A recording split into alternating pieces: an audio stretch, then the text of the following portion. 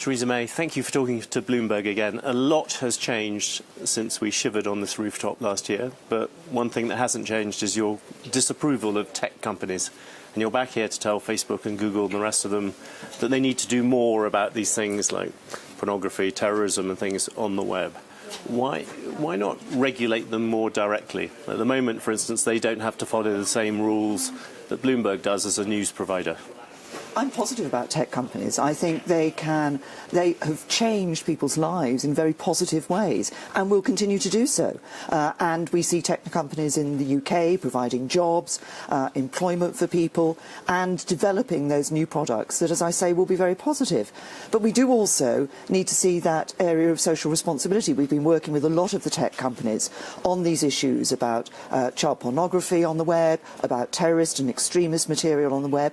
We're making progress. But I want to see us make even more progress to ensure that people can look at the internet and know that it is a force for good and not something that can be used by those who want to do us harm.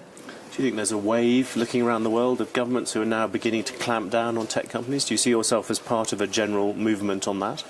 Well, I think there is a need for us to look internationally at the approach that is taken, because, of course, the tech companies operate internationally.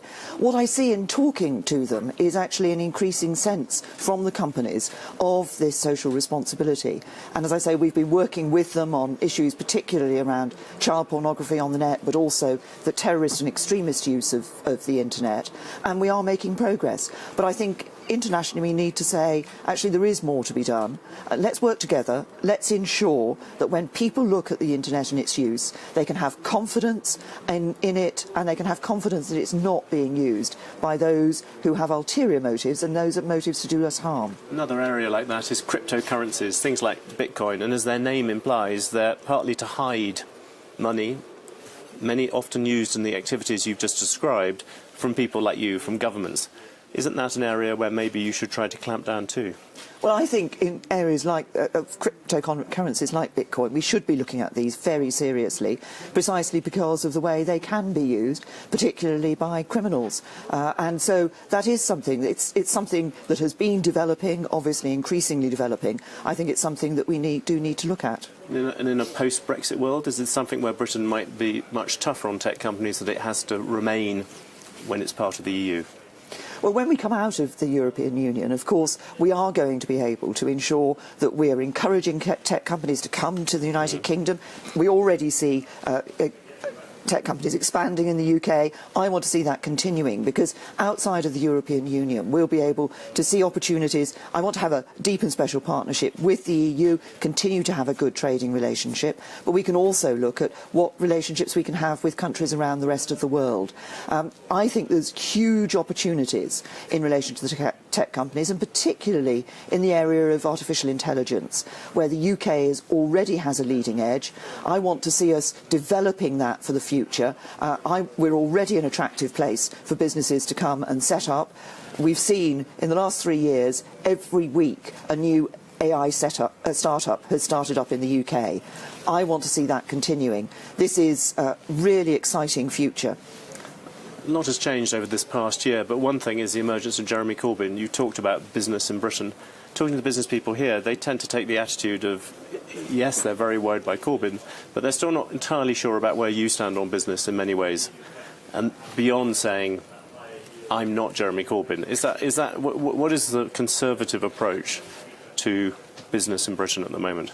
Well, the Conservative Party, this Conservative government that I lead, recognise and understand the importance of business. It's business that provides people with jobs. It's business that generates the taxes that fund our public services. That's why we published the industrial strategy, because I'm very keen that we work with business to say, what is the future shape of our economy? How can we make the best of the advantages we already have in the UK? How can we be out there as a leading country in a number of areas? We're already doing that in AI. We're doing it in issues like electric vehicles, battery technology. There are so many opportunities for the United Kingdom. It's a great place to do business.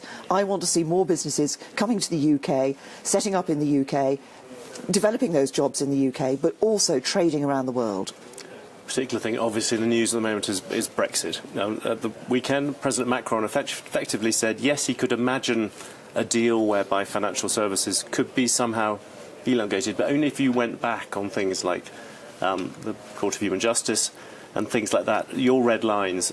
Would you be prepared to trade at all on that in order to get more access for business, especially finance, which by some measures is the biggest industry we have? Well, the City of London is obviously hugely important for the UK, but it's also hugely important as a global financial centre for the European Union and indeed around the rest of the world too. And I'm positive about the future for the City of London. I think we have, London's a really attractive place. The city has developed over a number of years as a whole, if you like, people sometimes use the word ecosystem of support around the financial services industry in the United Kingdom, which is important for it. But would you be prepared to trade to keep that access? Would you be prepared to do what Macron said, which is, withdraw a bit on some of those red lines like the jurisdiction of European courts in order to get more access? What I'm working for in the negotiations, and obviously in December we reached a successful negotiation on the first phase of our Brexit talks with the EU. What I'm now working for is looking at the implementation period, that is that period of time which will enable businesses to adjust to our new relationship after we've left the European Union. But I'm very clear that we want to develop a deep and special partnership, a comprehensive free trade agreement. Obviously, we recognise the importance of financial services, and we want to ensure that we can continue to see those financial services ensuring that the City of London retains its role as a global financial centre. In the last few weeks, I've been talking to financial services businesses in the UK, as I have done previously, and they're positive about the advantages that the UK has. I want to build on those to make the UK an even more attractive place for financial services to be. Would you even consider paying for access to the single market? It would seem to be an obvious deal, pay a bit more and get more access for financial services. One of the things that we agreed and we discussed in the first phase of negotiations and came to an agreement in December was on the financial settlement of the UK's withdrawal from the European Union. We're now going into the second phase, which is about the basis on which we're going to be able to trade in goods and services, and also a future security partnership with the European Union. On all of these areas, I'm positive that we will be able to get a good arrangement for the future, an arrangement which is a comprehensive trade agreement for the United Kingdom with the European Union. And the reason I believe that we will be able to come to that good arrangement is because what I see talking to other leaders is that sense that we must be pragmatic about this, and it's because it's to the benefit of the EU as well as the UK that we have that good arrangement in the future. Less savoury part of the City of London, we had the President's Club dinner the other night. First Westminster, now the City of London, this issue of harassment, male entitlement. You've worked in both the City and Westminster. What does it take for this, I suppose misogyny, some would say, to change? Well, I was frankly appalled when I read the report of this President's Club event. I thought that sort of attitude of the objectification of women was something that was in the past that we had managed to overcome. Sadly, what that event showed is that there is still a lot more work for us to do. And I will continue to work, as I have done in my time in politics, I will continue to work to a point where we really can say that women are respected and accepted and treated as equals. But do you need to change rules to deal with this? Do we need more rules to deal with the harassment?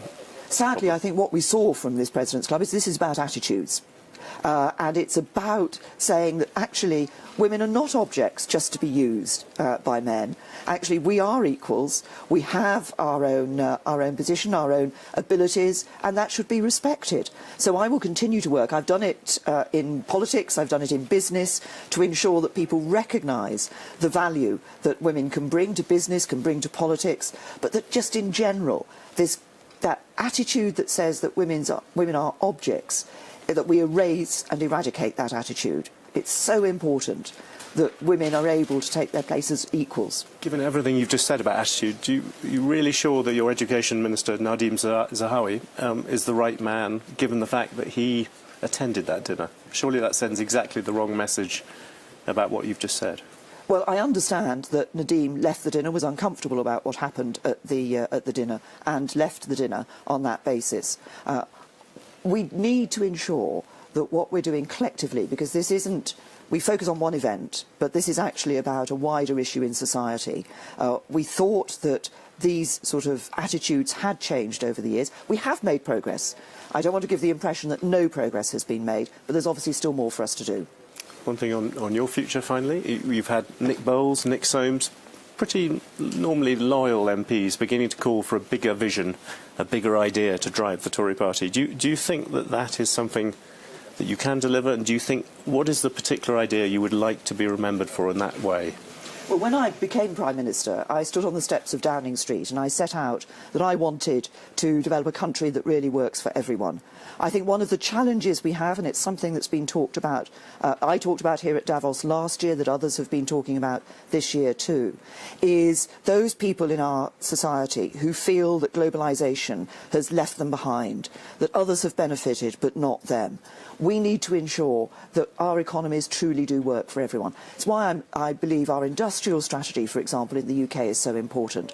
A real vision for an economy of the future, ensuring that we're making the best of the advantages the UK has, skilling our young people for the jobs of the future, and ensuring that we see that prosperity and growth across the whole of the UK. Theresa May, thank you very much for talking to Bloomberg. Thank you. Thank you.